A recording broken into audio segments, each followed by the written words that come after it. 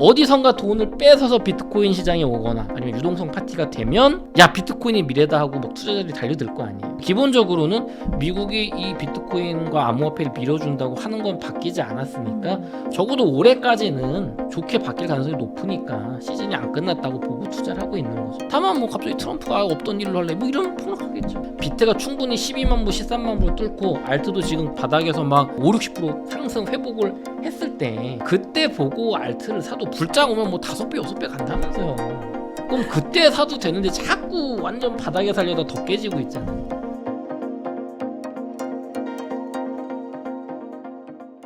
안녕하세요. 인터뷰 진행을 맡은 카프카입니다. 오늘은 남덕현 이사님 모시고 부동산 시장 그리고 암호화폐 투자에 대한 이야기 나누어 보도록 하겠습니다. 이사님 안녕하세요. 안녕하세요. 요즘 좀 부동산 시장 분위기가 조금 꿈틀꿈틀 되는 것 같은데 요즘 어떤가요? 지역에 따라 다르겠지만 보통 서울 수도권 위주로 많이 여쭤보시잖아요. 서울 수도권 부동산 특히 서울 시장 분위기는 난리가 났다. 굉장히 뜨겁다. 지금 걱정이 된다. 그렇게 얘기할 수 있습니다. 뭐 일부에서는 불장 초입이다라는 이야기도 나오던데 어떻게 보세요? 이제 그 불장이 어떤 불장이냐를 말에 따라 다르는 건데 사실 저는 불장 초입은 이미 지나간 지 오래됐다고 생각해요. 그러니까 저는 2020, 그러니까 작년 뭐 가을, 네. 요 때가 아무리 좀 늦게 그러니까 재작년 초, 네. 그러니까 집값이 저점이었죠. 23년 1월 내지 2월 정도가 22년에 금리 인상 이후에 집값이 바닥을 쳤고 그러니까 최저점이거든요. 그때 이후로는 이제 23년을 불장의 초입이냐 이렇게 말하기는 좀 어려워요. 그때는 뭐 조정의 여지도 많이 있었고 정부의 개입, 둔촌주공 살리기 이런 거 없었으면 더 떨어질 여지도 있었으니까.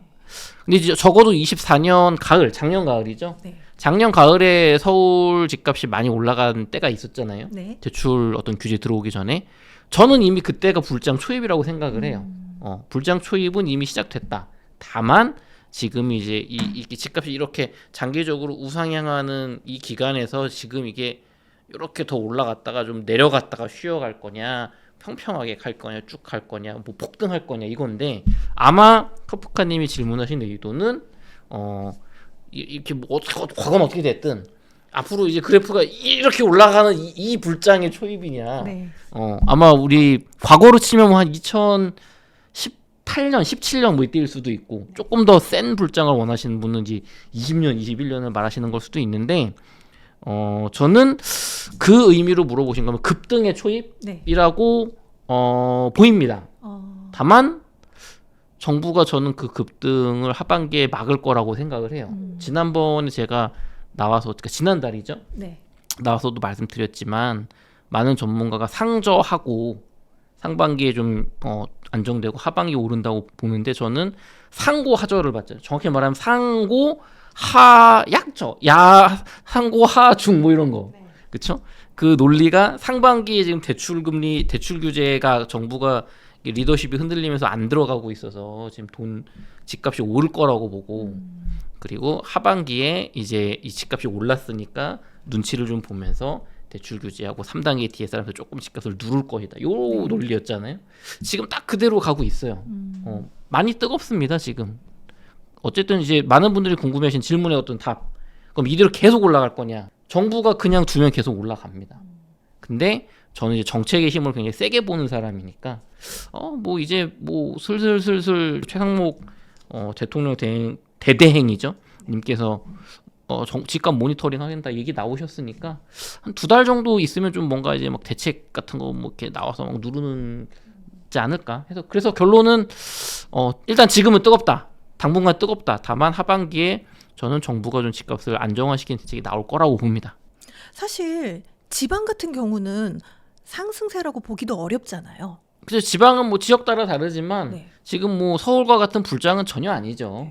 그런 게 아니죠. 물론 뭐 지역도 이 지방도 그 특수 핵심지 몇몇 지역은 있지만 전반적으로 놓고 보면 뭐 지금 대구 뭐 계속 떨어지고 있고, 그렇죠? 뭐 세종도 좋지 않고 부산도 좋지 않고 뭐 전반적으로 지금 지방은 특히 지방의 소도시 광역시급 아니라고 하면은 뭐 불장은 남의 나라 얘기고요.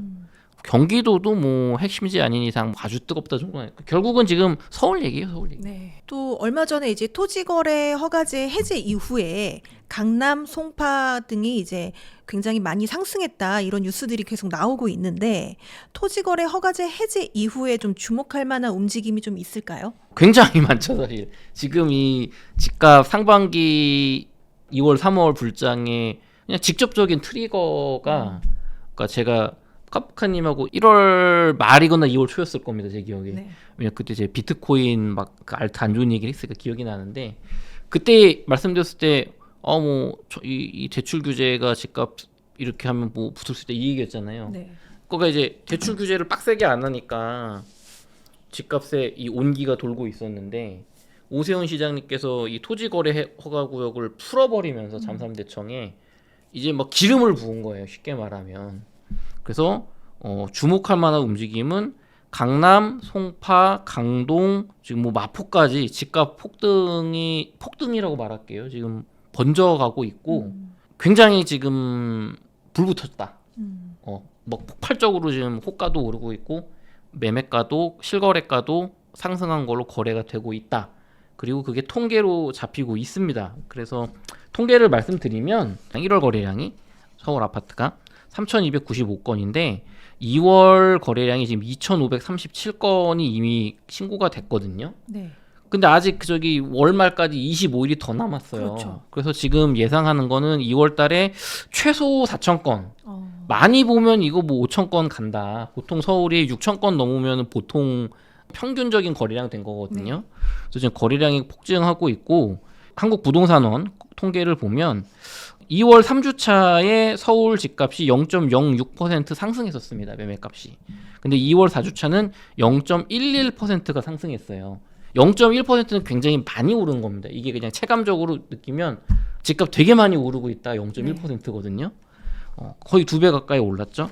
그럼 이제 송파구 지금 뭐 잠실이 지금 뜨겁잖아요. 네. 송파구는 0.58%가 상승했어요. 많이 오른 거죠, 그러면. 정말. 엄청나게 많이 오른 네. 거예요. 엄청나게. 지금 난리 났다, 여기는. 0.3%가 넘어가면 그냥 막 그냥 눈만 감으면 올라가고 있는 거예요, 호가가. 근데 이건 이제 실거래가인 거죠. 그래서 강남 같은 경우는 0.27%였는데 0.38%로 0.11% 증가했고요. 한 주 전보다. 서초구도 0.18%, 0.25%로 또 이제 상승폭이 키웠습니다. 실거래가로 뭐 잠실 트리지움이 뭐 17일 날 뭐 1억 2천이 이제 신고가에서 오른 26억에 거래됐다. 네. 뭐 이런 얘기 나오고 목동에 뭐 70억 얘기도 나오고 뭐 별의별 얘기가 있는데 지금 목동도 뜨거워요. 구로 보면은 강서구, 강동구, 양천구, 정확히 말하면 목동이죠. 양천구에 이 지역들이 송파구가 엄청나게 집값이 오르고 있다가 일단은 팩트고요. 근데 서울시에서 되게 재밌는 그 발표가 났습니다. 아니 집값 오히려 떨어졌다. 토지거래 허가 구역이 풀고 나서 네. 되게 재밌는 발표가 나왔는데 그리고 최상목 대행님께서는 집값이 꿈틀꿈틀하는데 뭐 모니터링 하겠다. 저는 약간 이게 그 지난 정부 때 초기 느낌이 좀 나요. 집값이 오르고 있는데 뭐 떨어졌다는 이상한 발표가 나오고 뭐 이제 통계상의 어떤 그 기준을 어떻게 잡느냐에 따라 막 다른 건데 뭐 빌라도 넣느냐 뭐 근데 많은 분들이 궁금한 건 지금 아파트 얘기잖아요. 그렇죠. 아니면 뭐 원룸 이런 거 껴가지고 막 마사지 해가지고 이게 아니라 그래서 지금 토지거래 허가 구역은 집값의 폭등을 불러일으켰다. 다만 이제 앞으로 주목할 포인트는 이게 계속 이렇게 올라갈 거냐 아닐 거냐지. 집값은 많이 오르고 있어요. 지금 대치동도 반포도 그렇고 야, 잠실이 저렇게 30억 넘었어. 잠실이 평당 1억을 넘었어. 33평에 막 34억, 35억 돼? 그럼 우리 반포가 너무 싸지 않나? 우리는 뭐 50억, 60억 가야 되는 거 아니야? 이게 지금 연쇄 반응이 지금 나오고 있어요. 강동구도 마찬가지죠. 잠실이 저렇게 올랐는데 우리 강동구 새 아파트들인데 우리도 좀 올라야지. 잠실이랑 사실 뭐 얼마나 차이 나냐? 네. 그러면서 신고가 나오고 둔촌주공은 이제 아주 횡재했죠. 제가 좋아하는 둔촌주공 아파트는 이제 헬리오시티를 넘어서 제가 3년 전에 둔촌주공의 최소 헬리오시티급은 갈 거고 난 더 좋게 본다. 꼭 청약하셔라 했다가 욕 많이 먹었는데 둔촌주공은 정말 지금 아주 뭐 날아가고 있습니다. 그래서 결론은 집값 많이 오르고 있어요. 지금 마포구도 오르고 중구도 오르고 있습니다. 심지어 구축 아파트들도 조금씩 오르고 있습니다. 이거 놓치시면 안 돼요. 신축만 오르는 게 아니고 강남만 오르는 게 아닙니다. 아마 다음 달 한 달 정도 지나서는 강북구라든가 성북구 같은 이런 지역도 집값이 꽤 올랐다는 어떤 그런 기사가 좀 나오지 않을까 지금 분위기로는 그렇게 보고 있습니다. 그러니까 갭매우기가 시작될 거다 이렇게 보시는 거네요. 이미 시작됐다. 네. 시작됐다. 근데 이게 이미 시작이 됐는데 많은 분들이 기대하시는 것처럼 이제 중간급이죠. 뭐 서대문구, 네. 중구, 저기 왕십리 쪽도 있을 거고 이게 중간 벨트라고 하면은 거기까지 이제 온기가 오곤 있는데 이 마포구만 해도 벌써 뜨거워요. 근데 이게 이제 성북구, 강북구, 금천구, 관악구, 강서구 이쪽으로 갈 거냐, 도봉구 이쪽으로, 은평구 네. 외곽 지역, 서울 외곽 지역으로 퍼질 거냐, 그거는 아직은 저는 확정되진 않았다고 봐요. 그거는 이제 그 대출 쪽이랑 이제 관련이 크게, 여기 이제 집값이 저렴하니까 상당히 9억 이하니까 그 정부의 대출 규제 정책과 은행의 대출 금리가 되게 중요하고, 두 번째로는 경기가 이쪽은 되게 중요하죠. 우리나라 이제 경제 경기. 왜냐하면은 이제 지금 말한 강남 송파 뭐 이런 데 막 몇십억 하니까 네. 돈이 많은 분들이잖아요. 근데 이쪽은 이제 소상공인, 뭐 직장인 이런 분들이 사시는 지역이니까 외곽권은 여긴 대출이 잘 나와도 내가 대출 이자 원금 갚을 장사가 안 돼. 지금 IMF 이후로 IMF급으로 좀 경기가 안 좋다고 하니까 그러면은 이제 아주 불붙기가 어렵죠, 상대적으로. 근데 이제 뭐 대출을 아주 많이 풀어주면 또 모르겠지만, 근데 제가 아까 계속 말씀드리지만 한 2달 정도 내로 저는 정부에서 좀 뭔가 이렇게 집값 누르는 정책이 나올 거라고 봐서 대출도 좀 쪼이고 하면서 분위기 좀 잡으면, 아직 그 전세가하고 매매가 차이가 크니까 한 55% 되거든요. 다들 이제 매매 안 하고 외곽권은 전세로 돌면서 아마 외곽까지는 번지지 않을까. 다만 이 정부의 대응이 없고 우리나라 뭐 경제가 좀 좋아지고 미국의 트럼프가 관세 전쟁하는 게 잘 풀려서 뭔가 희망적 분위기 되고 이러면 이제 외곽으로 또 번질 수 있죠. 다만 또 그 외곽으로 번진 게, 저는 그때는 무조건 정부가 개입을 해가지고 이제 경기도로 번지고 막 김포로 번지고 이런 걸 막을 거라고 봐요. 인천으로 번지고 그게 수순인데, 이제 그런 거를 안 한다 하면은 그게 될 수도 있죠. 다만 그거를 100% 기대하는 거는 너무 나간 거다. 그거는 그렇게 가지 않는다. 한 번씩 막는다. 우리 애기가 막 아프면 엄마 아빠가 당연히 뭐 약국 가고, 약국 안 되면 병원 가고, 이걸 그냥 기본으로 깔잖아요. 네. 당연히 그럴 것이다. 뭐 이런 거죠. 지금 질문이 우리 아이가 아픈데 어떻게 될까요? 하면 계속 더 아파질 수 있을까요? 이대로 두면 그렇게 됩니다. 근데 뭐 병원도 가고 뭐 이러면 이게 뭐 나아질 거면 이렇게 얘기하잖아요. 이제 그런 느낌인 거예요. 다만 강남, 송파 이쪽은 이제 그걸로 컨트롤이 안 되죠. 예. 이미 지금 보여주고 있죠. 엄청나게 수요가 많다.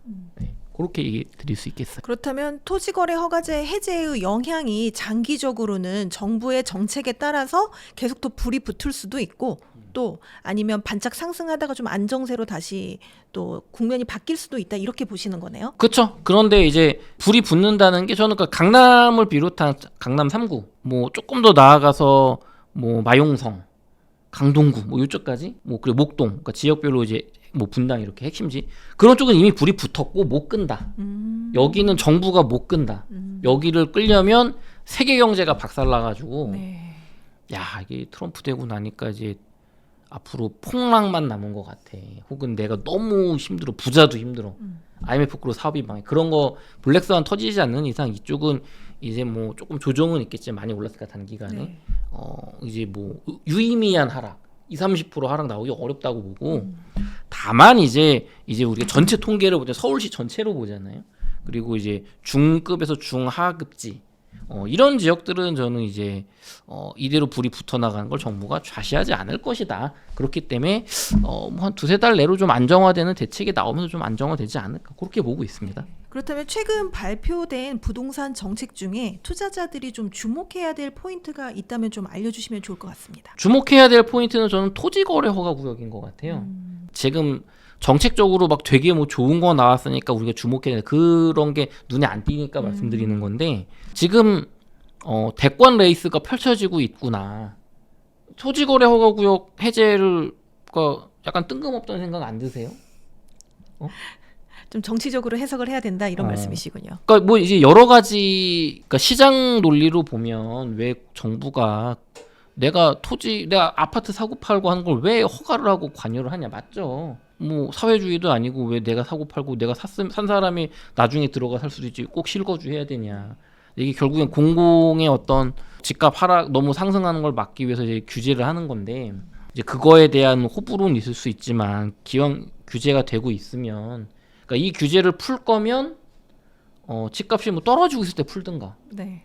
아니면 안정화됐을 때 풀든가 그쵸? 근데 하필이면은 올해 초에 집값이 이제 대출이 좀 풀리면서 약간씩 온기가 도는 상태에서 또 강남이 많이 오른 상태에서 뭐 시장에 엄청나게 요구가 있었던 것도 아니고 심지어 부동산 투자자 좀 경력되는 분들도 네. 아예 한 번에 안 풀어줄 거야 이거 간복이야 그게 대세였어요. 이거 이렇게 한번 얘기 나와가지고 여론 좀 보고 사람들이 야 지금 저거 풀면 집값 오를 텐데 지금 풀면 되냐 이러면 쏙 들어갔다가 또 한 간보 이러다가 이제 뭐 하반기쯤 풀기지 이게 대세였단 말이에요. 근데 이게 이제 뭐 오세훈 시장님이 어떤 생각이신지는 모르겠는데 정상화 그래서 보면 재건축은 또 남겼잖아요. 네. 토지거래허가구역에 다 풀린 게 아니에요. 그 지역들이 재건축은 남겼어요. 그거 뭐지 이거는 여기는 왜 안 풀어주지? 풀 거면 다 같이 풀어야 되는 거 아닌가? 뭐 재건축 너무 폭등할까봐 그러신 것 같긴 한데 여기서 뭘 알 수 있냐? 첫 번째는 이게 지금 계엄 사태 이후로 정부가 일관된 어떤 정책적인 걸 가지를 못하고 있다. 서울시도 발맞추는 게 예를 들면 정부가 집값을 누를 거다. 대출을 안 해줄 거다. 어떻게든 버틸 거다로 정부 정책이 그렇고 서울시도 그게 뭐 발맞춰 가는지 이게 중요한데 지금 그게 없어요. 국토부도 뭐 저기 뭐 갑자기 옛날 같으면 나와가지고 지금 대출 규제 확 목 조인다 그러고 막 이렇게 겁주고 이런 거 없잖아요 지금. 복지부동 하던 대로 하자. 그냥 딱 중간 가는 거거든요. 그래서 정부의 리더십이 흔들리고 있고 정책이 규제 억압적으로 가지 않고 있기 때문에 현재까지는 그럼 지금 상황을 보는 거죠. 정부 정책적으로 지금 토지거래 허가를 풀었지 뭐 집을 사기 좋게 해준 건 하나도 없잖아요. 그렇긴 하죠. 그러니까 못 사게 하는 걸 푼 거잖아요. 네. 중립이 된 거죠. 중간. 중간만 돼도 지금 서울의 중상급지 특히 상급지는 수요가 폭발적이구나. 그럼 우리가 뭘 배워야 되냐면 여기서 뭘 주목해야 되냐면 그럼 조금만 경제가 좋아지거나 돈이 풀리거나 미국 경제의 이 불확실성이 좀 풀리면 서울의 중하급지에도 이런 현상이 나타날 가능성이 높겠구나. 혹은 전세가가 많이 올라와 주거나 집값이 조금만 조정해서 전세랑 비등해지면 매매 수요로 돌 가능성이 높겠구나. 요거를 우리가 배울 수 있는 거죠. 네. 그래서 결론은 무주택자는 적극적으로 내 집 마련을 이미 집값이 많이 안 오른 중하급지 위주로 좀 해야 된다. 저 그 얘기 드리고 싶습니다. 최근에 이제 한국은행이 금리 인하를 발표했습니다. 2%이 금리가 이제 다시 왔는데요. 시장의 영향은 좀 어떻게 보시나요? 지난달에도 말씀드렸지만 저 0.25% 금리 인하는 아무 의미가 없다고 생각을 해요. 대출 금리가 뭐 유의미하게 떨어진 것도 아니고 그 이제 시장 금리를 좀 조절할 수가 있거든요. 가상 금리 가지고. 그래서 뭐 이제 근데 이게 이제 그러니까 이런 거죠. 기준 금리가 내려갔는데 대출 금리도 똑같이 내려가면 집을 많이 사니까 가상 금리라는 걸 붙여서 그 은행에 이득을 많이 줘서 금리를 유지하는 거예요. 이게 어느 정도는 되죠. 뭐 한 0.5%, 0.175% 내릴 때까지 이렇게 하면은 되는데 이게 어느 순간 되면은 뉴스가 막 나와요. 은행이 예대 마진으로 엄청난 돈을 해먹는다. 그때 이제 조정해야 되거든요. 여론이 이제 못 버티는 거죠. 근데 아직 그 수준이 조금 나오긴 하는데 지금 그 정도로 막 뭐 이제 내려낼 수준은 아니라서 기준금리가 2% 시대가 중요한 게 아니고 주택담보대출 금리가 2% 시대가 됐을 때가 진짜 이제 큰 영향이지 지금은 뭐 큰 영향은 없다. 네. 특히나 이게 무조건 앞으로 계속 내린다가 아니잖아요. 지금 뭐 보면은 야 이거 더 내려야 되는데 왜 이렇게 찔끔찔끔 내리겠어요. 이게 또 시장을 부동산으로 자극할 수도 있고 여러 가지가 맞물린 거죠. 환율도 그렇고. 그러니까 뭐 큰 영향 없다. 다만 뭐 올리는 것보단 좋겠죠 집값에 아무래도. 네. 뭐 이제 25년도도 한 2달 정도 지났는데요. 앞서 말씀해 주신 것처럼 올해 부동산 시장은 정책의 영향이 좀 있을 것이다. 정책에 따라서 영향을 받을 것이다. 라고 이야기를 해주셨는데 그렇다면 올해 부동산 시장에서 좀 주목해야 될 이슈들이 있다면 뭐가 있을까요? 저는 대통령 관련 계엄 관련 판결 그러니까 대통령직을 지킬 것이냐 말 것이냐가 가장 큰 포인트고 두 번째는 그렇다면 만약에 조기 대선을 할 거냐 말 거냐 조기 대선을 한다면 그 후보가 어느 당이 될 거냐 그리고 더 나아가서 그 당시에 집값이 서울이 올라 있을 거냐 떨어져 있을 거냐 유지될 거냐가 되게 중요해요. 그러니까 이제 이런 거죠. if가 그러니까 되게 불확실하다는 건데 그렇죠. if가 붙어서 집값이 이게 막 번져나가고 많이 올랐어요. 그럼 뭐 이제 국토부나 서울시도 뭔가 해야 되니까 뭐 이제 평상적인 정책으로 누르겠지만 대통령이 부재한 상태에서 여당이 지금 정치에 관심이 돼서 막 엄청 센 게 나올 수는 없잖아요. 그럼 이제 평범한 걸로 막 이렇게 어떻게든 지연시키는 정도일 거란 말이에요. 근데 만약에 이제 대선을 뭐 파면돼서 그러니까 이게 인용될 거냐 기각될 거냐인데 네. 대통령이 다시 복귀하시면은 뭐 좀 더 안정적으로 갈 거고 만약에 파면이 돼가지고 다시 우리가 대통령을 뽑아야 된다 그러면 다들 지금 막 민주당이 원사이드로 잡는 게 아니란 말이에요. 지금 지지율을 보면 네. 그러면 표를 얻어야 되잖아요. 그럼 집값이 지금처럼 이대로 뭐 몇 달 가도 좀 올라 있어요. 그럼 뭐가 잘 먹히겠어요 상식적으로. 집값을 잡아야 된다. 그렇죠. 당연히 뭐 윤석열 정부 문재인 대통령이 집값 올려서 잡겠다고 됐는데 둔촌주공 살리기 하고 너네가 한 게 뭐냐 내가 잡겠습니다 라고 민주당은 할 거고 네. 국민의힘도 아닙니다 문재인 대통령 때 올려서 우리가 그냥 이거라도 한 거야 막 이런 식으로 막 하겠죠. 중요한 거는 국민들은 좀 집값을 잡아주길 바라잖아요 지금 마음이. 그러면은 어느 쪽이 되든 집값을 누르는 정책이 초기에 좀 나올 것이다라고 볼 수가 있겠죠. 그래서 만약에 조기 대선 올해 뭐 여름에 한다. 네. 뭐 하반기에 집값을 엄청 누르는 정책이 나올 가능성이 높겠죠. 대통령이 되셔서. 네. 지난달에 나와서 말한 그 큰 시나리오랑 비슷한 거 상고하죠. 네. 근데 이게 계속 누를 수 있냐 아니라고요. 그렇죠. 시간 문제란 말이에요. 뭐 6개월, 1년이란 말이에요. 이제 그게 있고 근데 어쨌든 그 단기적으로 싸게 살려면 그게 중요하겠죠. 그럼 요거를 믿고 내가 집을 안 샀는데 대통령님께서 계속 그냥 복귀를 하신다거나 아니면 뭐 집값이 정부가 잡고 싶어도 문재인 정부 때 봤지만 미국에서 막 돈 풀기 하고 막 금리 내려가고 경제 주식 코인 호황 오면은 안 된단 말이에요 정부가 아무리 해도. 그럼 지금 사는 것만 못한 거죠. 그러니까 되게 불확실성의 시대다. 어렵다. 그러니까 지금 부자들은 그냥 이 가격에 그냥 사자 이렇게 하는 거고. 다만 이제 주요 이슈는 역시 저는 지방 건설사를 어떻게 살릴 것이냐 그리고 미분양 주택을 어떻게 해소할 것이냐 이게 가장 좀 현실적으로 주목할 만한 포인트인 것 같아요. 어차피 우리가 뭐 강남 아파트 50억짜리 살 거 아니니까 이제 투자자라면 내 집 마련은 당연히 이제 뭐 적당히 하시는 거고 투자자라면은 돈을 벌어야 되네. 지금 이렇게 집값이 오른 아파트 투자해서 전세도 껴서 뭐 몇십억 해야 되는데 그게 아니라 소액으로 어떻게 돈을 벌 거냐를 보면 이제는 정부가 지방을 살려야 되거든요. 정확히 말하면 건설사를 살려야 돼요. 지금 네. 엄청 망하고 있어요. 그래서 미분양 주택에 대한 세제 혜택, 뭐 이런 거 당근을 주면서 투자자들이 야 서울에 한 채 더 사지 말고 지방을 사라. 돈 많이 벌게 해줄게. 이런 게 나오면 단계별로 나올 거거든요. 그때 내가 여기를 투자할지 말지를 생각을 해야겠죠. 이거는 집값이 올라서 서울을 제가 조금 전에 말씀드린 서울을 하반기에 막 집값을 잡는 정책이 나오더라도 지방은 반대로 살리는 정책이 세게 나올 거예요. 지방 국민분들은 아니 좀 서울은 집값 저렇게 오르는데 우리는 왜 이래? 지방은 이제 망했어? 이럴 거 아니에요. 그러면 지방에 혜택을 줘서 그러니까 표심도 마찬가지죠. 윤석열 정부가 정책을 잘못해서 지방 아파트가 박살났습니다. 저는 지방을 살리고 서울은 눌러서 균형 발전을 뭐 이런 게 먹힐 거란 말이에요. 그러면은 지방에 분명히 기회가 열릴 것이다. 그래서 그런 부분을 좀 주목하자.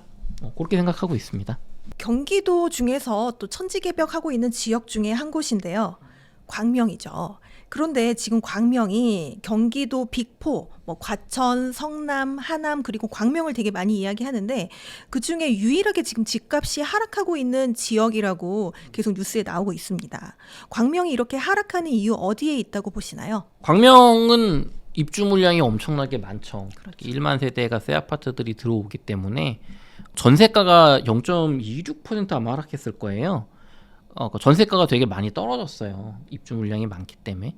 거기가 이제 갭 투자로 막 생각하는 분들 투자금이 많이 드니까 광명에 끼고 사느니 다른 지역이 낫지 않을까, 이렇게 큰 돈이 들어가면 뭐 이런 것도 있고, 실수요적으로도 분양가가 여기가 뭐 30평 3평에 11억 5천 막 이러니까 이 돈이면은 차라리 서울에 재개발 재건축을 들어가는 게 낫지 않을까, 이런 투자 생각도 들고, 단순히 이제 실수요자 새 아파트 광명에 살고자 하는 분들한테는 금액이 높고 뭐 이런 게 다 종합적으로 돼서 조금 집값이 어려운 시기를 지나고 있다, 그렇게 보입니다. 사실 저도 좀 찾아보긴 했는데 광명에 마피 분양권 매물들이 조금 있긴 하더라고요. 최근에 보니까 뭐 4천만 원, 5천만 원까지도 마피가 있던데 이게 이제 어떤 곳인지 혹시 아시나요? 이거 단지명을 말하면 그러니까 말하기가 조금 그래가지고. 단지명은 좀 그렇고 네. 광명 이제 뉴타운이죠. 그렇죠. 그쪽에 이제 신축 아파트들이 지금 막 들어서고 있어요. 네, 들어서고 네. 있는데 워낙 대단지가 많이 들어서고 또 약간 지금 지하철역에서 딱 붙어 있는 최고의 입지라는 14구역이 아니고 그 위에 지하철로 걸어서 뭐 역까지 한 10에서 한 15분? 먼 곳은 뭐 한 20분 이러니까 이제 초역세권, 역세권이 아니지, 약간 도보권 정도 되는 거죠. 그러다 보니까 조금 이제 고분양가다 이렇게 하시는 분들이 있는데, 근데 사실 조금 제가 정보를 바로 잡자면 제가 알기로는 네. 마피 4천, 5천은 없거나 특수한 경우인 가능성이 높습니다. 이게 어디 저 네이버 부동산 이런 데 가면 이렇게 있지만 실제 현장에 가면 없는 경우일 거예요. 그러니까 그게 이제 약간의 뭐 홍보일 수도 있고 뭐 팔렸을 수도 있는데, 제가 알기로는 한 2, 3천 정도가 현실적인 마피 금액이다. 이렇게 좀 알고 물론 이게 단지마다 다를 수는 있어요. 제가 네네. 뭐 조사 못한 게 있는데 어쨌든 지금 광명에 가서 마이너스 5천 마피 아파트 주세요 하면은 없을 가능성이 대단히 높다. 이미 다 소진이 됐을 네네, 것이다. 그렇게까지 그 마피가 세지 않아요. 그 페이백이라는 게 있는데 세금 관련해서 포함해서 뭐 마이너스 5천일 수도 있습니다. 그러니까 실질적으로는 마피 3천인데 파는 사람이 뭐 어떤 세금이나 뭐 이런 뭐 복비라든지 뭐 여러 가지를 사는 사람이 내주는 뭐 이런 조건들이 있어요. 그런 거 포함해서 5천 뭐 이렇게 약간의 뭐랄까 이게 조작이라고 그럴 수는 있죠. 실질적으로는 마피 3천 뭐 이렇게 보시면 돼요. 실제 드리는 비용 기준으로 이제 그쵸, 마피 그쵸, 5천이라는 거네요. 그렇죠. 그렇다면 지금 같은 시점에 오히려 이렇게 마피 분양권 이렇게 노려서 광명에다가 집을 사거나 투자하는 거 어떻게 보세요? 두 가지 관점이 있습니다. 하나는 실거주 관점. 내가 광명 쪽에 삽니다. 장기적으로 살 거예요. 그리고 뭐 경제적 여력이 됩니다. 하시면 저는 좋다고 봅니다. 서울 쪽에 이제 블랙스완이, 그러니까 세계 경제나 우리나라 경제 블랙스완이 터져가지고 강남 같은 곳도 뭐 한 20% 다시 폭락하는 그런 사태가 발생하지 않는 한 지금 가격보다 더 떨어지기는 어렵거든요, 광명이.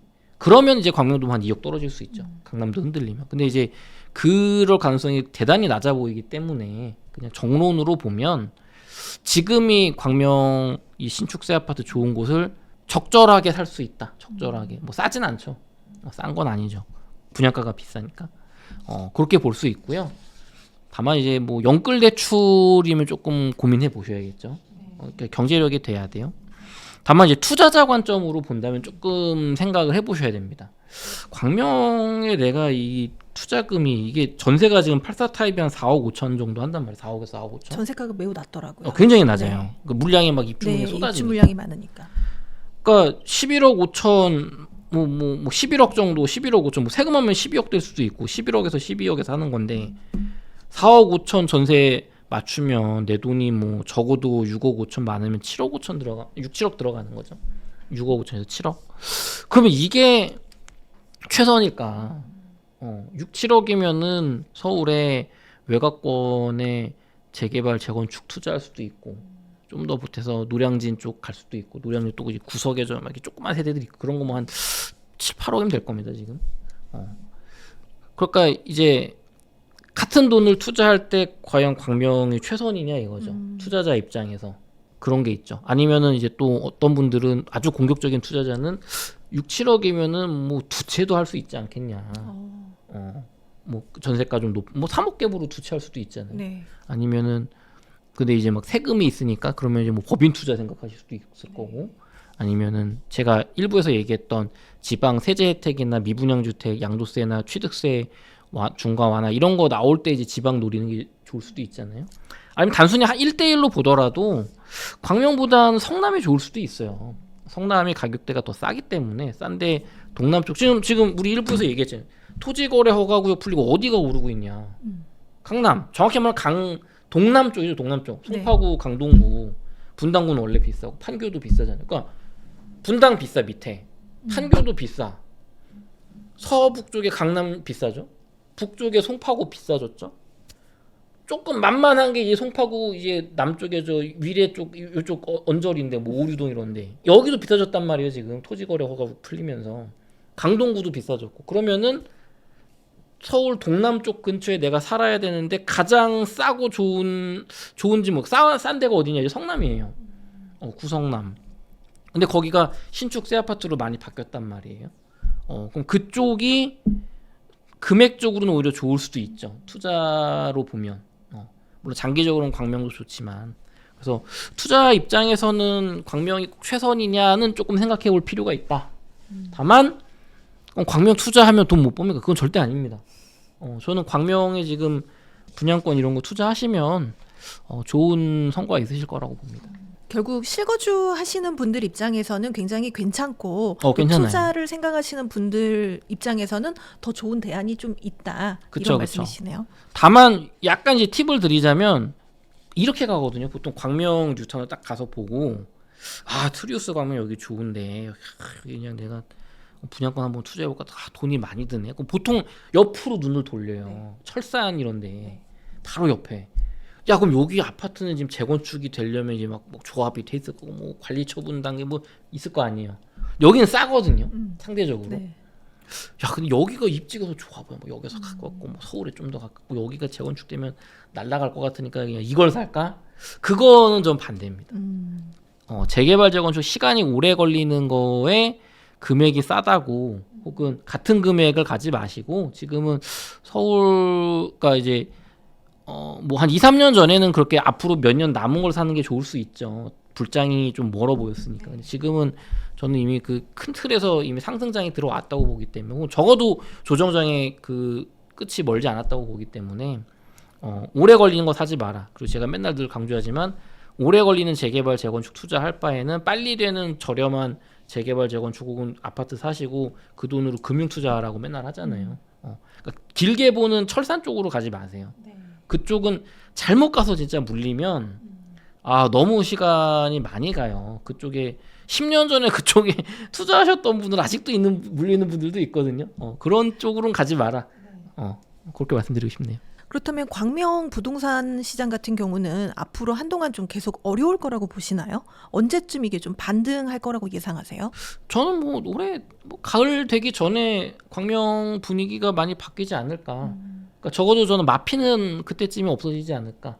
현재 분양되는 매물들이 좀 소화가 되고 나면 좀 그쵸, 괜찮아질 거다. 그 24평은 지금 광명에 가보시면 마피가 없을 거예요. 왜냐면 24평은 분양가가 상대적으로 이제 뭐 9억 이하니까 8억대잖아요. 9억, 8억대. 그러니까 좀 더 현실적인 가격인 거죠. 그쪽 지역에 사시는 분들한테. 근데 이제 11억 되면은 대출도 없고 고민이 많이 된단 말이에요. 부담이. 그러니까 이제 마피가 있는 건데, 그럼 반대로 얘기하면 24평까지는 지금 광명에서 소화가 되는구나, 마피 없이. 그럼 조금만 부동산 시장 분위기 좋아지거나 금리가 인하되거나 경제가 좋아지면 혹은 뭐 인플레이션 감안했을 때 한 1년 정도 더 가면 33평도 소화가 되는 금액대가 되겠구나라고 합리적으로 예측할 수가 있어요. 근데 지금 그 토지거래 허가구역 풀리고 서울 중급지까지 지금 가격이 많이 오르고 있다는 통계를 봤잖아요. 그럼 이거를 정부가 제대로 막 제어를 못한다면 광명까지 옵니다. 서울 외곽 거쳐서. 그러면 이런 거죠. 광명 신도시에 33평을 11억 주고 살 것인가? 관악구에 9억 주고 살 것인가 구축을. 어디를 사야 되나요? 광명을 사야죠. 신축이고 광명 뉴타운이니까. 그런 시점이 오면 이제 갑자기 이 마피가 없어지고 싸 보이고 시작하고 막 이런 게 되는 거죠. 네. 근데 반대로 이제 정부가 잘 제어를 해서 서울 외곽권이 구축인데 뭐 한 8억이야, 7억 5천이야. 그러면 4억 더 주고 신축 사기는 좀 그렇잖아. 막 이렇게 부딪히는 거죠. 네. 아니면 또 이제 그래도 관악구에도 뭐 11억짜리 새 아파트 있다. 뭐 이제 그쪽 가는 거고. 그러니까 이제 그 싸움이 오는 시기가 그렇게 멀지 않았다고 봐요. 저는 뭐 올해 가을 전까지 그런 시기가 올 거라고 봐서 33평 마피는 오래 갈 거라고 뭐 올해 뭐 내년까지 가는 이런 건 절대 안 보고 올해 네. 안에 소진될 거라고 봅니다.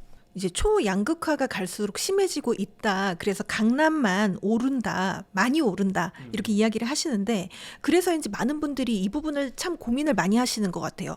비싸더라도 무리해서 강남 혹은 또 그 인접지역, 강남 인접지역을 사는 게 좋은지 아니면 좀 저평가된 경기도 쪽을 선택을 하는 게 나은지 이 부분을 많이 고민을 하시던데 어떻게 보세요? 저는 당연히 저평가된 경기도 플러스 금융 투자를 하라고 권하죠.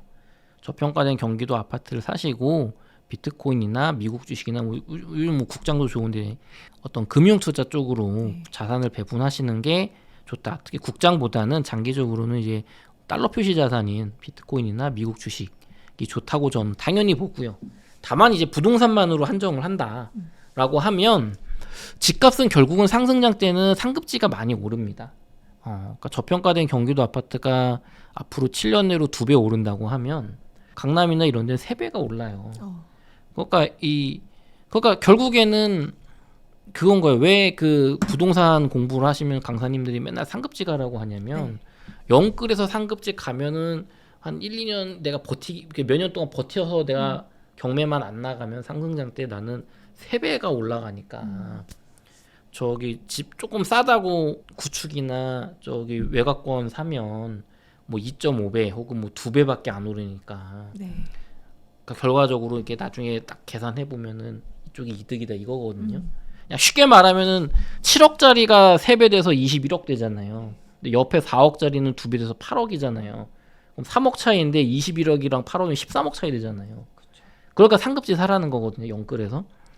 저는 이제 그런 거 하지 말고 그 4억짜리 사시고 그 3억을 비트코인 사라는 얘기고. 수익률의 차이가 많이 나나요? 비트코인이 이길 겁니다. 다만 지금 들어가라는 얘기는 아니고요. 비트코인이 막 올라가다가 이제 뭐 올해 갑자기 막 폭락해서 막 7, 80% 떨어졌을 때 그때부터 들어가면 비트코인이 저는 뭐 2030년까지 저는 비트코인 10억 될 거라고 보니까요. 같은 기간으로 봤을 때 수익률이 더 나을 거다 이렇게 보시는 거죠? 그렇죠. 여태까지 역사가 그렇죠. 당장에 서울 아파트 값이 많이 오른다고 하지만 그 기간에 미국 뭐 개별 주식이 훨씬 많이 올랐고 비트코인은 비교도 할 수 없이 많이 올랐죠. 이제 비트코인 이럴 수 있죠. 내가 공부해봤는데 비트코인이 지금까지는 비교도 안 되게 아파트보다 수익률이 좋았지만 앞으로는 미국의 그 메인스트림에 들어가서 주식화 될 거다, 수익률이 떨어질 거라고 본다. 이런 결론이 나온다면 그렇게 가면 모르겠는데 그때는 이제 S&P 500이나 뭐 테슬라 같은 많이 떨어진 개별주랑 서울 아파트 뭐가 좋을지 비교를 하는 거죠. 저는 이제 수익률 관점으로 보면 미국 주식이나 개별주도 좋고 뭐 S&P 500도 좋고 특히 비트코인이 가장 좋다고 보고요. 그 다음에 환율을 고려해야 돼요. 환율을. 우리 환율이 지금 계속 올라가는 추세잖아요. 그럼 똑같은 수익률을 내도 내가 환율이 지금 뭐 1,400원 하던 게 1,500원, 1,600원 되면 10%, 20% 이제 지고 들어가는 거잖아요. 그럼 앞으로 환율 추세가 옛날처럼 800원 갈 거냐? 많은 분들이 뭐 2,000원 가진 않겠지만 10년 뒤에 뭐 1,500원, 1,600원 갈 확률 높게 보잖아요. 그리고 요번에 계엄 사태 때 보셨겠지만 한국 경제가 경제 위기가 오든 뭐 세계 경제가 흔들리든 국내 정치가 흔들리든 할 때 환율이 치솟는 타이밍이 있잖아요. 네. 그때 해외에 내 계좌에 갖고 있던 달러 뭐 주식이든 비트코인은 그때 한국으로 갖고 들어서 원화로 바꾸면 진짜 한 30%도 먹는 거예요. 네. 앉은 자리에서 일시적으로 폭등했을 때. 그럼 그때 부동산을 사도 좋은 거 30%를 이기고 들어가는 게임을 해야 된다는 거죠. 그렇기 때문에 저는 저평가 지역이 낫다고 보고 다만 싼 아파트를 사면 안 됩니다. 그러니까 저평가 경기도 아파트랑 그냥 싼 경기도 아파트는 다른 거예요. 네. 이건 대단히 다른 겁니다. 그래서 좀 팁을 드리자면 경기도의 GTX역 근처의 아파트들을 사세요.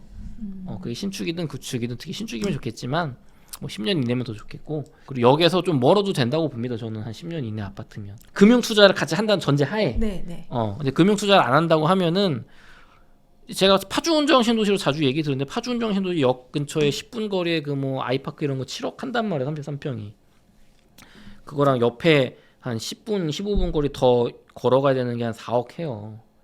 그러면 정통 부동산 이론에서는 7억짜리를 사야 됩니다. 얘는 많이 오를 거거든요. 4억짜리는 가봐야 2배 갈 거고. 그러니까 금융 투자를 안 하실 거면은 그 7억짜리 사야 되는데, 이게 파주 운정이 7억 사는 게 맞냐 막 이런 또 의심이 들 거란 말이죠. 파주 운정 신도시의 7억도 저는 나쁘지 않다고 봅니다. 그 아파트들도. 지금 창릉 신도시 분양가가 7억 뭐 5천이래요. 네. 33평이 또 1억 올랐어요. 정부가 사전 분양에서 이제 했던 것보다 올랐거든요. 그럼 이제 현실을 인정하는 거죠. 창릉 신도시의 새 아파트가 정부에서 나름 싸게 하는 건데 7억 5천이구나. 그러면은 파주 운정 신도시의 7억이 물론 거리도 멀고 더 하니까 막 싫어 보일 수 있는데 얘는 2030 뭐 한 빨라야 30년 뭐 한 32년쯤 돼야 들어올 거고.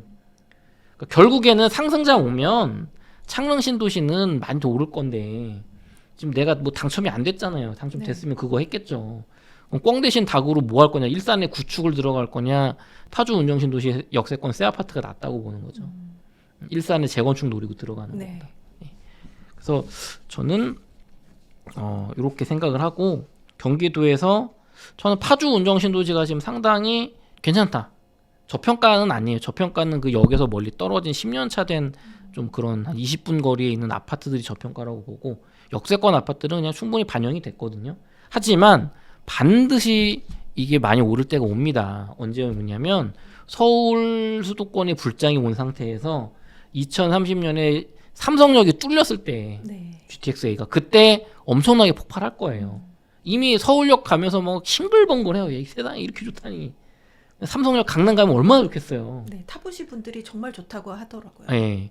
그러니까 이제 그게 상승장 때 분명히 반영이 될 거니까 서울이 너무 비싸서 부담된다. 근데 나는 외곽의 구축은 싫다.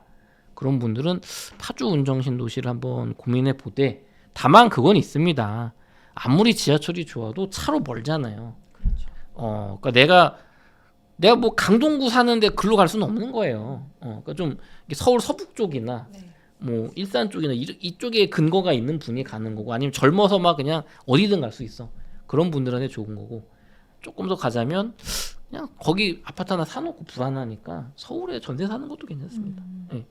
뭐 그거 좋은 것 같아요. 저는 저기 파주 운정 신도시에 내 아파트 하나 사놓고 광명 가서 사세요. 광명 전세. 요즘 싸니까요. 광명 전세 거기 막 완전 새 아파트가 4억이면 간다니까. 33평이 20평대 막 3억 5천인가요. 거기 가가지고 저 주인 안 들어오면 계약갱신권 5% 올려줘가지고 4년 산단 말이에요. 여기 뭐 이런 초호화 새 아파트 언제 또 살아봅니까? 그 개포동이 한 1, 2년 전에 이런 거 유행했잖아요. 막 개포 전세 싸니까 뭐 여기 좋은데 지금 이제 중산층에 뭐 광명이면 중산층이 11억 5천짜리인데 그럼요. 중상층이거든요. 사실 통계로는 중상층의 신축 새 아파트 대단지를 4억 5천으로 누리자. 나는 저기 파주 운정소지 전세 끼고 하나 사놓고 뭐 그런 거 저는 권해드리고 싶네요. 앞서 이제 이사님이 강남에 너무 무리하게 들어가는 것보다 금융 투자를 하면서 남은 자금으로 좀 저평가된 지역을 사는 거에 대해서 이야기를 해주셨는데, 요즘 금융 투자 하시면서 말씀해주신 게 이제 비트코인이었는데 비트코인 가격이 요즘 안 좋잖아요. 그래서 좀 보시는 분들의 반응이 좀 안 좋을 수도 있겠다라는 생각이 드는데 어떻게 보시나요? 뭐 모든 투자는 저평가돼 있을 때, 그러니까 저렴할 때 사서 비쌀 때 팔아야 되는데, 저도 그렇고 저도 그래요. 그 항상 비쌀 때 관심을 갖게 되고 이제 내가 사면 떨어지더라고요. 맞아요. 그게 이제 어떻게 보면은 그래서 부동산 투자가 그래서 편한 건데 이 쓸모가 있으니까 떨어진 기간에 살다 보면 모르니까. 비트코인 가격이 최근에 10만 5천 달러, 10만 달러 하다가 작년 11월에 1월, 2월까지는 9에서 10만 달러 횡보하다가 최근에는 7만 9천 달러. 한 7자를 달았죠. 네, 달았고 지금 한 8만 5천에서 뭐 매일같이 그냥 8만 1천에서 8만 9천 왔다 갔다 하고 있거든요. 이렇게 등락을 하고 있는데 저는 비트코인 투자 당연히 좋다고 보죠. 비트코인을 단순히 1년, 2년, 3년으로 보는 게 아니라 부동산처럼 10년을 보는 투자하고 뭐 적어도 5년 정도 보는 투자를 한다고 보면 저는 부동산보다 비트코인 투자가 유리하다고 봅니다. 다만 내 집 없이 비트코인 투자하는 건 반대예요. 왜냐면 정부 대출 좋은 거 많으니까. 예. 그래서 저는 비트코인 투자 좋다고 봅니다, 여전히. 요즘 그래서 그런지 주변에서 비트코인 사이클 끝난 거 아니냐 이런 이야기들이 굉장히 많습니다. 네. 어떻게 끝났다고 생각하시나요? 저는 비트코인 전문가가 아니고 저도 여러분하고 똑같은 초보 비트코인 이제 암호화폐 투자자인데 비트와 알트를 투자하는 그 질문에 대한 답은 전 모릅니다. 네. 그리고 개인적으로 많은 전문가들도 모를 거라고 생각을 해요. 왜냐하면 사이클이라는 게 과거의 데이터를 기반으로 해서 이 시점이 이랬으니까 이 데이터를 봤을 때 이렇게 될 거다인데 그게 기가 막히게 과거 3번의 반감기 동안 다 맞아 떨어졌던 거잖아요. 근데 그거는 이제 그러니까 이제 투자 쪽에서는 차이의 반복이라고 반복되는데 차이가 생겨요, 조금씩. 정부 정책이나 이런 거에 따라서. 근데 비트코인은 지금 대변혁기를 맞이를 했죠. 네. 미국의 어떤 뭐 전략자산도 된다고 하고 뭐 ETF도 생기고 기관들도 들어오고 개인의 투기 자산에서 어떤 기관과 금융권 나아가 정부의 자산이 돼가고 있기 때문에 부자들의 자산이 되면서 변화가 있잖아요. 네. 안 가본 길이에요 지금. 그러니까 이런 거예요. 만약에 비트코인이 올해 시즌이 끝나서 가격이 안 오르고 뭐 떨어지거나 안 오르면 거봐 이제 시즌 그 뭐 과거 사이클대로 움직이는 거 끝났어. 정부가 들어와가지고 기관이 좌지우지하는 거야. 주식처럼 바뀌었어라고 할 거고 이러다 갑자기 올라가면 거봐 역시 사이클대로 가는 거야라고 할 무슨 얘기냐면 결과에 끼어 맞춘다. 네. 예상을 하는 게 아니라 얼마든지 틀릴 수 있어요. 그렇죠. 모른다고 나도 몰라. 그거 알면 지금 내가 막 사고 있지. 그거 알면 막 팔고 있지. 당연한 거 아니에요? 만약에 시즌 끝났다가 뭐쇼 쳐가지고 돈 떼돈 벌고 있겠죠. 그걸 알면 지금 뭐 어떻게 합니까? 그거 저기 아는 분들 뭐 세력이나 알겠지. 그래서 저는 사이클이 끝났다 안 끝났다는 알 수가 없는데 이제 그거는 있어요. 비트코인 쪽에 그냥 제가 개인적인 관점은 전 전문가는 아니니까 투자자로서 네. 둘 중에 하나가 돼야 비트코인 가격이 또 비트코인이 가야 알트도 가니까 알트 가격이 크게 오를 수 있다고 보는데 하나는 가장 심플한 거는 2021년 코로나처럼 돈 풀기 하는 거예요. 돈 풀기. 전 세계가 막 유동성 파티 해가지고 네. 그냥 돈이 막 갈 데가 없어. 막 부동산 오르고 미국 주식 오르고 야 이제 뭐 비트코인도 오르고 이제 그게 가장 뭐랄까 좋은 거죠. 마음 편한 거 투자자로서. 두 번째는 지금 뭐 전 세계 유동성이 조금씩 늘어나고는 있는데 막 속 시원하게 그러니까 돈이 말라 있거든요. 전반적으로.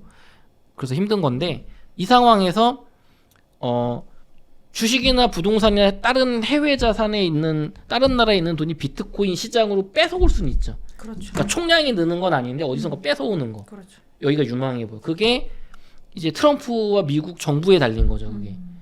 비트코인 막 트위터로 뭐 밀어준다 이게 아니라 뭐 무슨 법안이 제정이 됐고 정부가 돈을 묻혀서 사고 아니면 갑자기 기업이 뭐 애플이 막 나 코인 할 거야 막 이러고 그래서 가시적으로 코인 시장이 큰 돈이 될 것 같다라고 사람들이 느끼는 뭔가가 미국에서 진행이 되면 아니면 뭐 중국 정부가 나 이제 미국이랑 싸울 때 비트코인 없으니까 불리하니까 비트코인 채굴을 허용하고 소유를 밀어주겠다 뭐 이런 거 터진다거나 이제 뭐 해피한 거 터지는 거죠. 네. 그러면 야 비트코인이 미래다 하고 막 투자자들이 달려들 거 아니에요. 그 어디선가 돈을 뺏어서 비트코인 시장에 오거나 암호화폐 시장에 오거나 아니면 유동성 파티가 되면 저는 많이 오를 거라고 봅니다. 다만 이건 언제 될지 모르잖아요. 다만 방향성은 지금 미국이 하겠다는 건 있으니까. 그렇죠. 그래서 기본적으로는 미국이 이 비트코인과 암호화폐를 밀어준다고 하는 건 바뀌지 않았으니까 적어도 올해까지는 좋게 바뀔 가능성이 높으니까 시즌이 안 끝났다고 보고 투자를 하고 있는 거죠. 네. 다만 뭐 갑자기 트럼프가 없던 일을 할래 뭐 이러면 폭락하겠죠. 네. 그러니까 모른다. 그거 알면 뭐 누가 알겠어요. 아무도 모른다. 네. 네. 비중 조절하면서 내가 무리해서 영끌했으면은 좀 조절해야 되는 거고 네. 여유 있으면 뭐 들고 가면 되죠. 대응이 답이겠죠. 그렇죠. 다만 이제 길게 보면 2030년, 2035년까지 보면 뭐 올해 이 정도 가격 뭐 10만 5천 달러가 고점 찍고 뭐 떨어지더라도 그럼 이제 막 무슨 뭐 이 폭락할 폭이 적잖아요. 많이 네. 안 올랐으니까. 그럼 이러다가 이제 뭐 좀 또 반감기 이벤트 있을 때 그럼 이제 그때 또 많이 오르겠죠. 네. 네. 최근에 비트코인이 역대 이제 최대 피해액인 한 2조 원 정도 되는 해킹 사건이 있었는데요. 이 사건 이후에 뭐 비트코인 가격도 좀 급락하는 모습을 보였었는데 이러한 사건이 비트코인의 본질을 좀 위협할 그럴 사건이라고 보시나요? 요거는 저도 좀 인터뷰를 하면서 좀 알아봤는데 이게 북한 라자르스 그룹의 해킹 건이거든요. 이게 세계 최고의 해커 집단인데 네. 이게 이제 그 바이비트라는 거래소의 지갑 콜드 월렛이라는 걸 해킹한 거예요. 콜드 월렛은 지갑이 거래소에 거래소에 코인이 있는 게 아니라 어디 이렇게 빼놓은 거예요. 인터넷 연결을 안 해서 안전하게. 근데 요거를 뭐 이렇게 옮기고 사고 팔고 할 때 여러 관계자들이 서명을 해야 돼요. 사인을 해야 돼 쉽게 말해서 그 인터넷 상으로요. 네. 근데 이제 이게 사람이 하다 보면 귀찮잖아요. 우리도 맨날 저 비밀번호도 30일 뒤에 바꾸라고 맨날 그거 누르는데. 맞습니다. 그러니까 이거 코인을 막 내가 뭐 우리 이거 사고 팔 때 뭐 옮겨야 되면은 제가 책임자고 카프카님도 책임자고 그냥 안 보고 막 하는 거야. 이거 실무자가 했다고 하면 그런 게 있고 또 들리는 말로는 이 멀티 시그니처라고 하는 이 사인을 관리하는 그 지갑 자체에 뭐 오류가 있었다 뭐 이런 얘기도 있고 다양해요. 근데 중요한 거는 이게 뭐 이더리움이라는 코인 자체를 해킹한 건 아니고 네. 그거를 어떻게 주고받는 그 인적 요인을 해킹한 거잖아요. 그럼 이게 뭐 이더리움 자체의 문제도 아닌데 당연히 비트코인의 본질을 위협하는 사건은 아니라고 보죠. 네. 다만 이제 이럴 수는 있겠죠. 야 이게 해킹에 이렇게 취약한 저도 그런 고민하거든요. 그렇죠. 해킹에 취약한데 이게 들고 있기가 너무 어렵다. 그러니까 비트코인의 가치가 없어진다기보다는 비트코인이 추구하는 주요 가치인 탈중앙성을 위협하는 사건의 시초일 수는 있죠. 최근에 플랜 B라고 하는 되게 네. 유명한 그 비트코인 투자자 뭐 그 예측을 잘해요 그 양반이.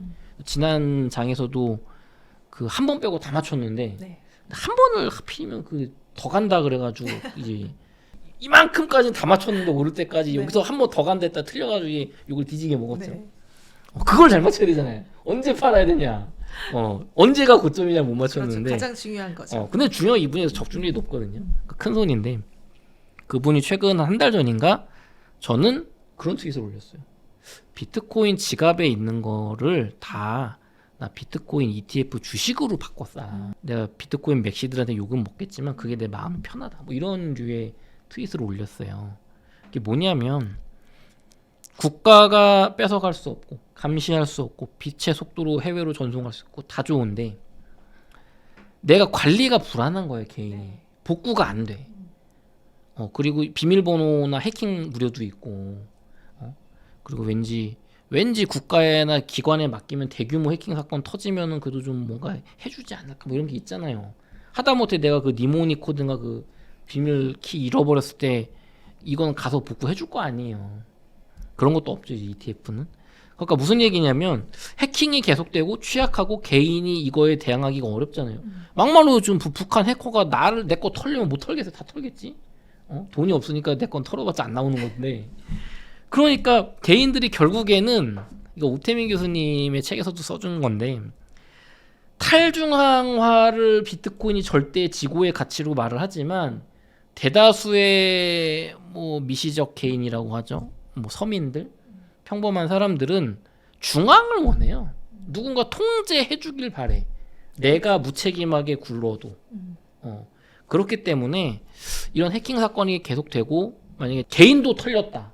예를 들면 지금 바이비트가 이거를 잘 수습을 해가지고 개인들한테는 문제 없대 하니까 문제인데 네. 야 이거 거래소가 털려가지고 내 비트코인이 없어졌다. 그리고 얘네가 배째라해서 못 돌려받는다. 파산 사태 난다. 그러면 진짜로 비트코인의 본질이 흔들리겠죠. 야 ETF 주식으로 갖고 있는 게 좋아. 그럼 비트코인은 어떻게? 저 금처럼 미국의 포트녹스 요새 막 총 들고 지키고 있잖아 실물금을.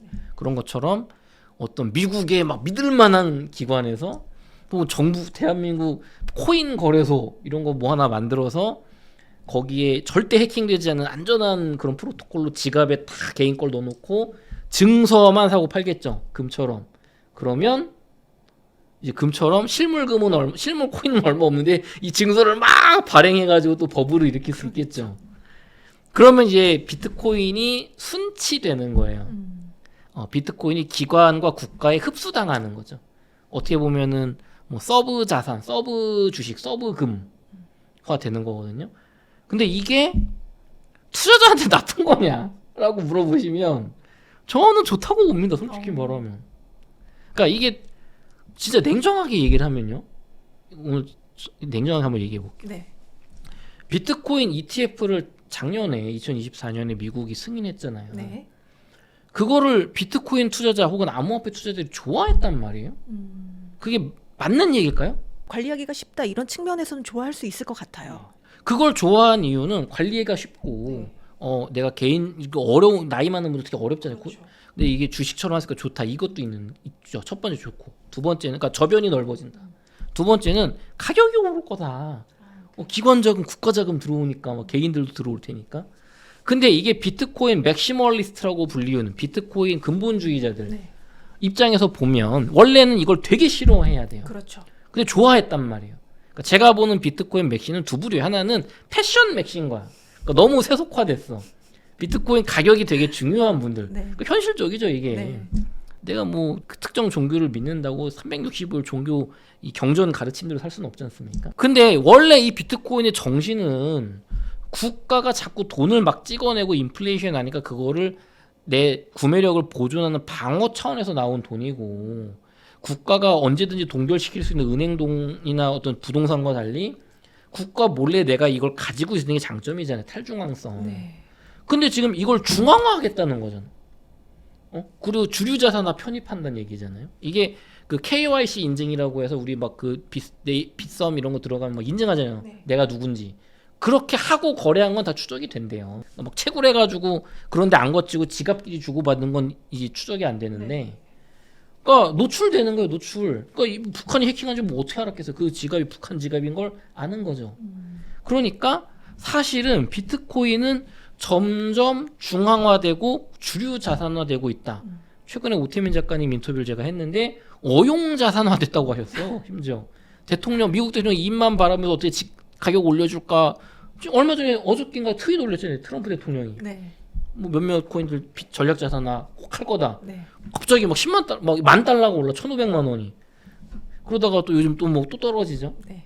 그러니까 막 연준 의원 뭐 유동성 이런 것만 보고 있잖아요. 예전에는 저는 그땐 투자는 안 했으니까 4년 전이나 8년 전에는 안 그랬대요. 그때는 약간 비상관 자산이라 그래서 주식과 좀 다르게 갔는데 네. 지금 막 완전 그냥 나스닥이랑 똑같이 가거든요. 맞습니다. 그러니까 사실은 비트코인의 본질은 이미 위협을 받고 있고 그렇게 될 거라고 저는 봐요. 당장 나만 해도 나는 내가 비밀번호 까먹어서 누가 찾아주길 바래. 그리고 내가 운전하고 가다가 교통사고 나서 기억을 잃었을 때 제 와이프가 제가 가지고 있는 코인을 찾길 바래요. 내 코인을 내가 죽었을 때 내 가족들이 나의 도움 없이 찾길 바래. 누군가가 갖고 있어서. 그렇게 나는 이렇게 뭐 탈중앙성 관심이 없어요. 뭐 어쩔 수 없는 거지 뭐. 국가가 짱이지 뭐. 그래서 이렇게 탈중앙성을 점점 뺏겼을 때 블랙락이 되게 재밌는 얘기를 했습니다. 미국에서. 얘기가 자꾸 새는데 비트코인을 막 소개할 때 뭐 2,100만 개가 발행량이 정해져 있다 뭐 이런 얘기 하잖아요. 거기 밑에 꼭 발행량이 정해져 있지 않을 수도 있습니다라는 문구가 들어가 있어요. 무슨 의미일까요? 비트코인 발행량을 바꿀 수가 있대요. 50% 이상의 동의가 있으면. 만약에 정부기관이 50% 이상을 다 보유하게 되면 바꿀 수 있는 거 아닌가요?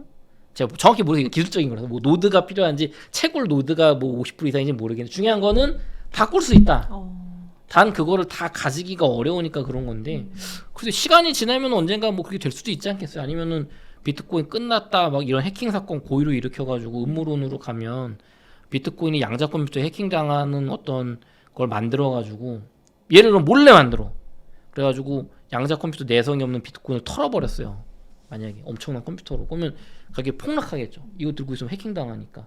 그때 미국의 기관이나 어떤 투자회사가 부자들이 싹 한 50% 이상 그 폭락한 걸 헐값에 사모으고 그거를 업그레이드해서 양자 컴퓨터 해킹이 당하지 않는 내성 가진 걸 한다면 그러니까 물량을 쥐는 거죠. 그런 음모론도 생각해 볼 수 있단 말이죠. 아무튼 이제 그렇게 되면은 결국 중앙화되면 이 신용 화폐나 이제 그걸 보면은 실제 가진 돈이나 예금이나 금은 조금인데 90%를 막 이 복사해서 발행하잖아요. 네. 그러니까 비트코인도 그런 식으로 발행을 하면 주류 자산화 되면 결국엔 저는 더 수요가 늘면서 가격이 많이 오를 거다. 약간 얘기가 샜는데 그래서 해킹 사건이 저는 비트코인 본질을 위협하는 건 아니다. 다만 그러니까 비트코인 가격의 본질, 가격이 없어질 거다를 위협하진 않는데 불안감을 자극해서 누군가한테 더 맡기길 바란다. 어떤 기관에. 그래서 결국 중앙화라는 탈중앙성의 본질을 위협한다. 그렇게 보고 근데 그게 나쁘다고 보지 않습니다. 비트코인 ETF에 돈 많이 들어가면은 뭐 주류 자산화 되는 건데 뭐 더 안정적으로 가는 거죠. 없어지지 않고. 부동산 투자는 좀 오랫동안 해오셨고 코인 투자는 이번 사이클부터 시작하신 걸로 알고 있는데요. 이 두 투자 간에 가장 큰 차이가 있다면 어떤 점이 있을까요? 변동성이 엄청 크죠. 부동산은 되게 긴 투자고 내가 오르고 있다고 들어도 0.3% 뭐 이런 거 오르잖아요. 뭐 5% 오르고 한 달 사이에 다음 달 가서 사도 큰 차이 없고 내려간다고 해도 부동산이 하루아침에 50% 폭락하지는 않습니다. 그렇죠. 뭐 5%, 3%, 한 달에 1,000만 원, 2,000만 원, 5,000만 원 떨어지는 거거든요. 그러니까 대응 기간이 훨씬 코인이 어렵고 변화도 크고 또 고려할 것도 많은 것 같아요. 특히 이제 알트코인이 들어가냐 마냐가 제일 큰 것 같아요. 비트코인만 보면 네.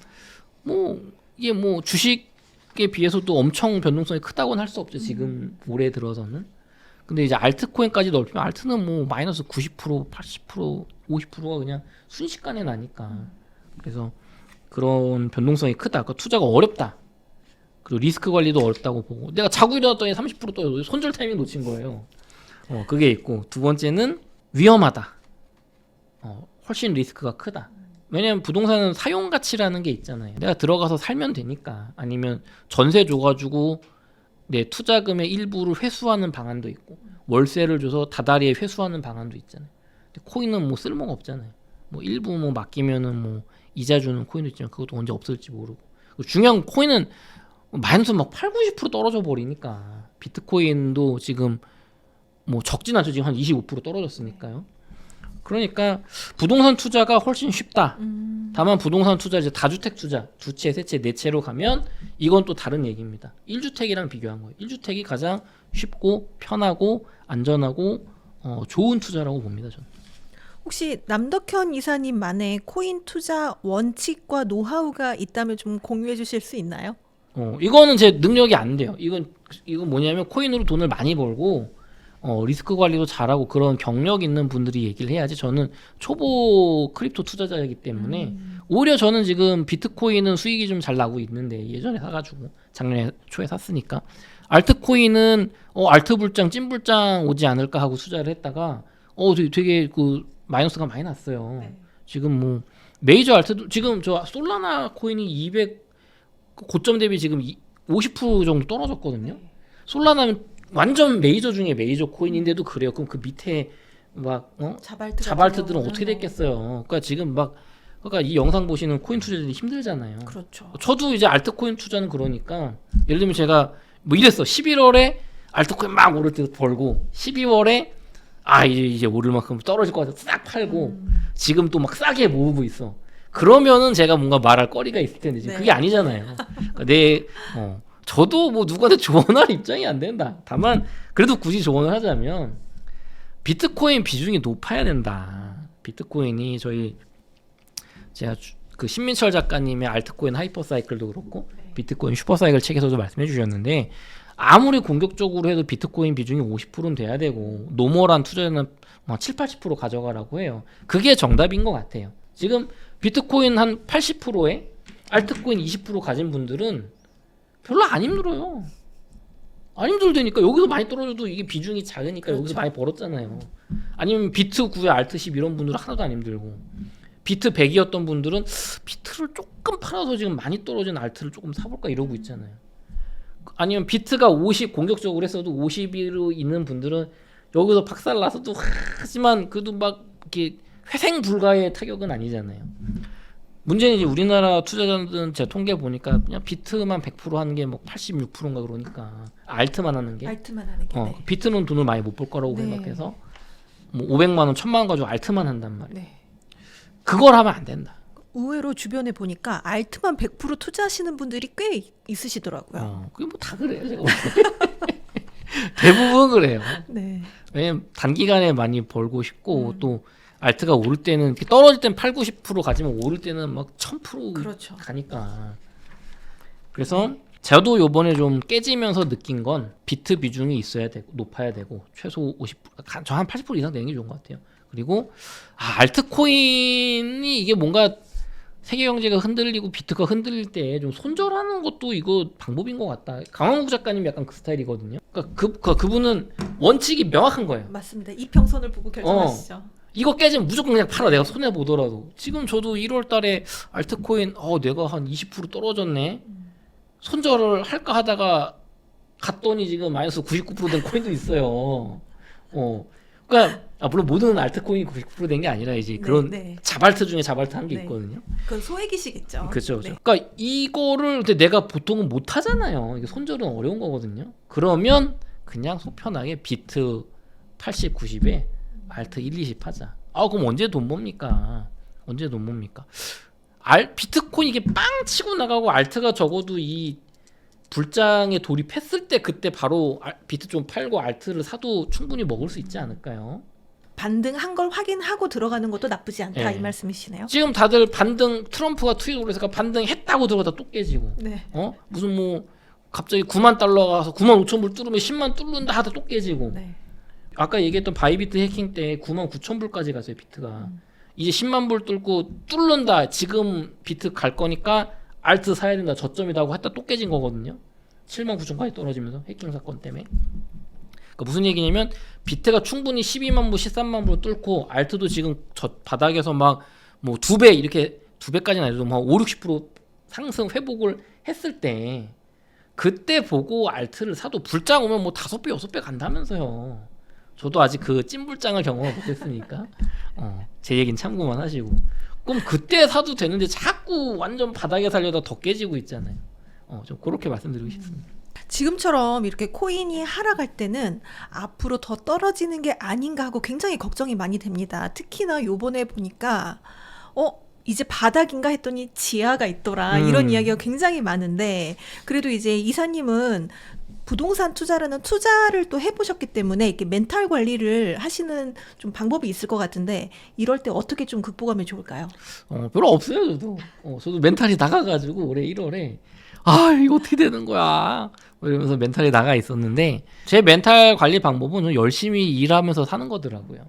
그러니까 본업에 충실한다. 그렇죠. 본업이 네. 여기가 망했으면 여기서라도 벌어야 될 거 아니에요. 네네. 그래서 본업을 벌어서 열심히 해서 정신 차리고, 그러니까 이거죠. 내가 하루 24시간 트위터 X 바라보고 뭐 무슨 뭐 연준 이런 거 보고 대통령 트위터 보고 유튜브 보고 전문가 의견 들어도 지금 12월, 1월, 2월, 12월 중순부터 이제 3월 곧 되죠. 3개월, 네. 2달 반 동안 그거 본다고 내 뭐 코인 안 오르잖아요. 그 시간 근데 그거 보면 자꾸 우울해지거든요. 그리고 막 시즌 끝났다는 얘기 자꾸 나오고 비트코인 그렇죠. 4만 불 간다 보이잖아요. 그러니까 그 시간을 머리를 끄고 본업에 충실하시되 다만 이제 그건 있는 것 같아요. 알트코인 물린 분 중에 시간이 많은 분들 있죠. 네. 내가 지금 백수야 아니면 학생이야 아니면 자영업하는 시간이 남아돌아 그런 분들은 한번 아주 소액으로 승부를 걸어볼 수 있을 것 같아요. 그러니까 뭐냐면은 두 가지가 있는데 하나는 뭐 예를 들면 칸예 웨스트라고 그 미국 가수가 뭐 코인 낸다고 하는데 그런 거 초기에 어떻게 잘 타면 뭐 10배도 먹는데요. 뭐 그런 거에다가 한번 해보시든가. 그러니까 계속 뭐 봐가지고 누가 코인 런칭했는데 이게 잘 될 것 같아 그러면 초반에 타는 게 있거든요. 제가 해봤는데 안 돼. 그게 있는데 그걸 잘할 수 있는 분 해보시고 그 프로그램 이용해가지고 막 런칭되자마자 자동 매매 이런 것도 있어요. 그걸 해보시고 두 번째 이제 좀 현실적으로 가면 완전 자발트 있잖아요. 뭐 500위권, 1000위권 이런 자발트 언제 없어져도 이상하지 않은 거 그런 거 중에 막 한 95% 폭락한 거 있어요.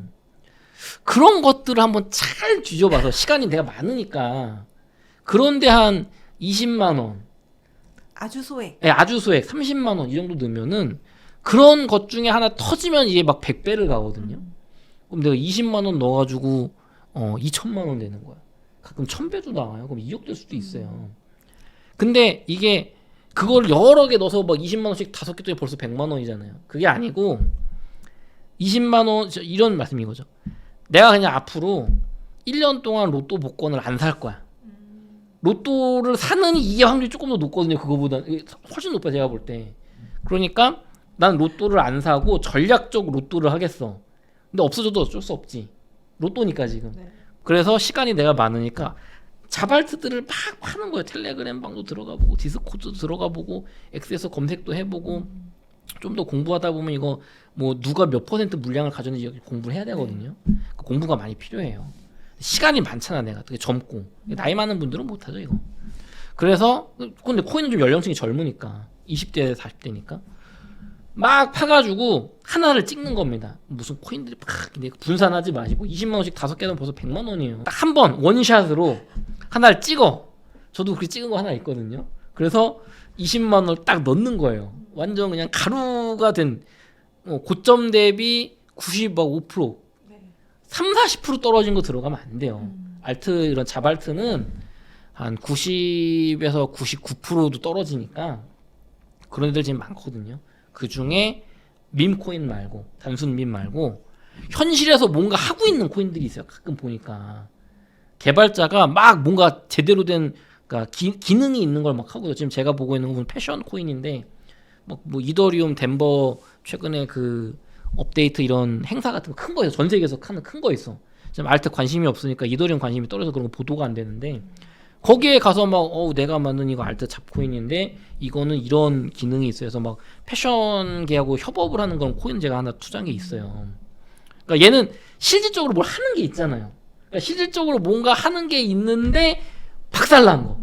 그런 애들은 만약에 우리가 기대는 찐 알트 불장, 그러니까 비트가 치고 나고 찐 알트 불장 오면 막 메이저들 가잖아요. 그때 야 얘는 뭐 AI 코인인데 얘는 다들 그냥 기능 없고 그냥 챗봇에 그냥 밈코인 같은 건데 얘는 실제 현실에서 뭔가 뭐 기업들이랑 협업을 하고 있대. 그래서 뭐 무슨 뭐 계약을 했대.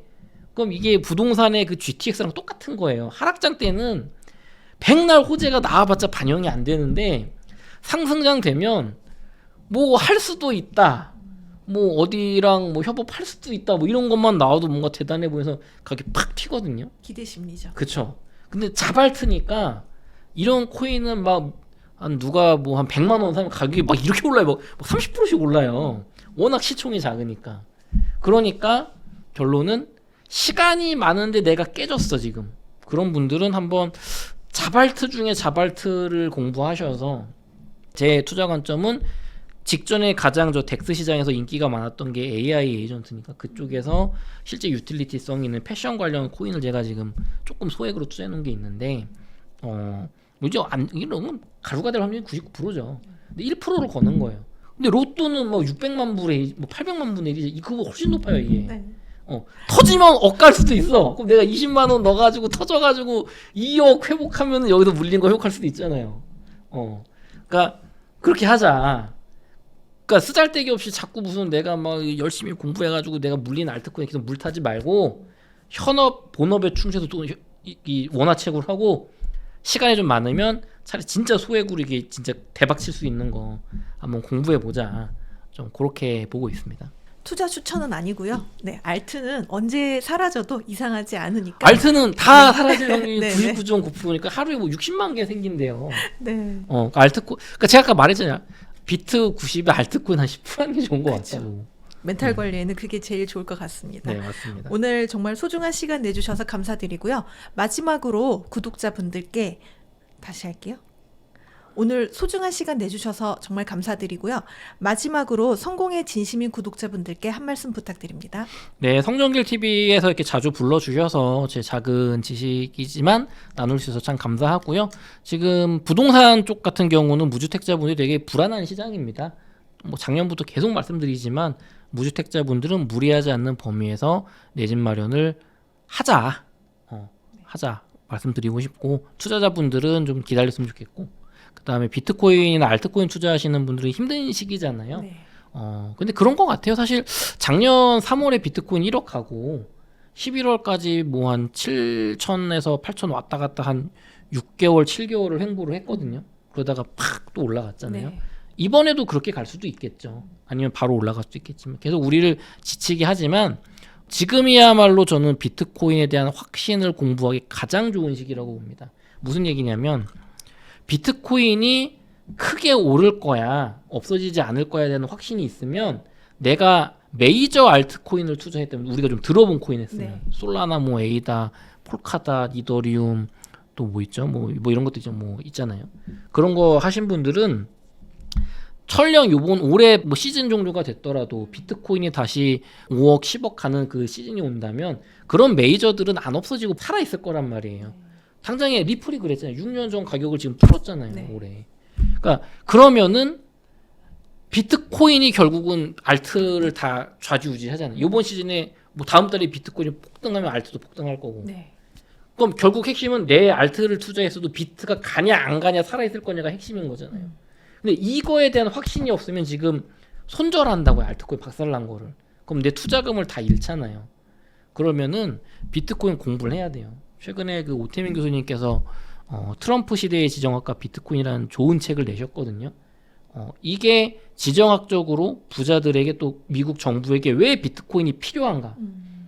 핵심은 비트코인이 없어지지 않을까, 미국이 죽이지 못한다가 아니라 미국이 왜 비트코인을 필요로 하는가에 대한 이야기예요. 그러니까 이제 얘를 죽일 수 없는 게 아니라 얘가 필요한 거야. 얘를 살려야 되는 거예요. 그런 얘기니까 한번 읽어보시고 비트코인이 미국이 필요하고 이렇게 중국이 패권 경쟁이 필요하고 살려줄 거면 가격을 결국에 언젠간 띄우겠네.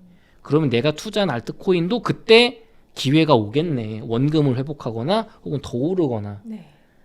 그러니까 그 마음을 단단하게 하는 시간을 가졌으면 좋겠습니다. 네. 감사합니다. 네, 감사합니다.